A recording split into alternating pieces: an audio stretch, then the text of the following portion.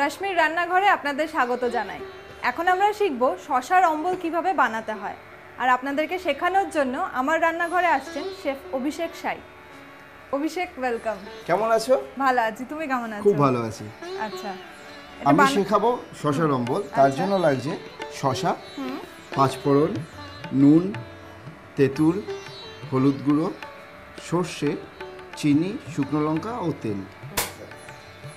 মানে শশা বলতেই হয় স্যালাড বা গার্নিশিং এর জন্য ব্যবহার করা হয়। হ্যাঁ, স্যালাড তো আমরা প্রচুর পরিমাণে খেয়েই থাকি শশা। তেলটা গরম হয়েছে, তুমি আমাকে লঙ্কা দাও ফার্স্টে। কটা দেবো? 4-5টা দাও। দিয়ে দেবো? হ্যাঁ, দিয়ে দাও। আর আমাকে একটা খুন্তি দেবে। এই নাও। এরপর তুমি সর্ষে দেবে। দাঁড়াও, একটু ভেজে নিই। আচ্ছা, কতটা দেবো? দাও।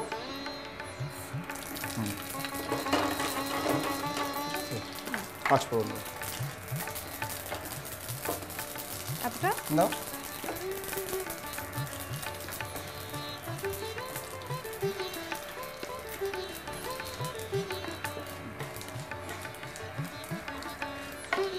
এবার তুমি কি দেবে? শশা দেবে। দিয়ে দাও।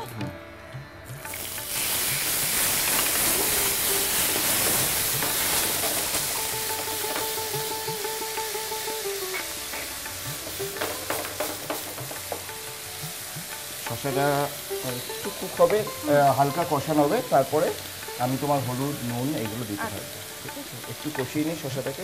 ভেতরে যে জলটা আছে সেটাকে মেরে ফেলি। কি দেবো বলো? তেঁতুল গুঁড়ো দাও। আগে হলুদ দাও আগে। আচ্ছা, হলুদ দাও 1/2 চামচ। হ্যাঁ, নুন দাও। কতটা দেবো? দাও। আর দাও। এরপরে তুমি তেঁতুল গুঁড়ো জলটা দেবে।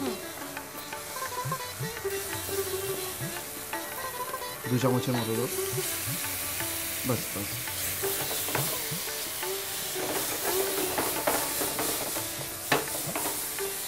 জল দেখবে। হ্যাঁ, বাস। আটকে দাও, আটকে দাও। এবার চিনিটা দাও। চিনিটা বেশি লাগবে। আচ্ছা, 1 চামচ, 2 চামচ, 7 থেকে 8 চামচ দাও।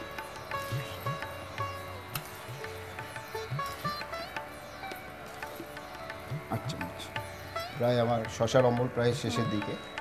চিনিটা গলতে যতক্ষণ সময় লাগে। হ্যাঁ, একটু ফুটবে, তারপরে মেয়েটা নামাবে। এক কাজ করো, আমার এগুলো ফুটছে, তুমি এগুলো সব সরিয়ে দাও। আমার কিচ্ছু আর লাগছে না। ঠিক আছে।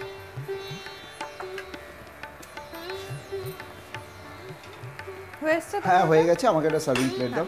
তো কত ইজি রান্নাটা দেখলে তো, একদম একটুখানি সময় লাগতো। এখানে রাখবো না? এইখানে রাখো। অফ করে দিলে।